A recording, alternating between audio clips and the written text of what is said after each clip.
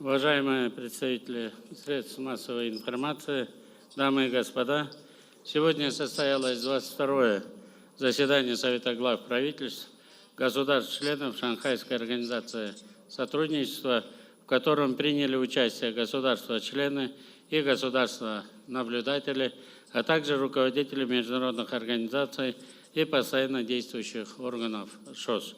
В ходе заседания мы обменялись мнениями о перспективах и мерах по углублению сотрудничества между государственными членами ШОС в торгово-экономической, культурно-гуманитарной сферах в новых условиях. По итогам заседания Совета глав правительств ШОС подписано и принято 14 документов.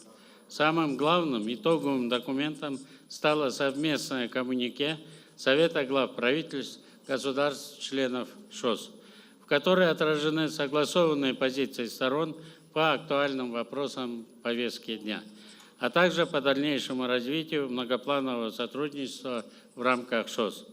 Мы также утвердили отчет секретариата ШОС о мероприятиях и заседаниях, проведенных в рамках реализации программы многостороннего торгово-экономического сотрудничества государств-членов ШОС и заслушали доклад о деятельности Межбанковского объединения и Делового совета ШОС.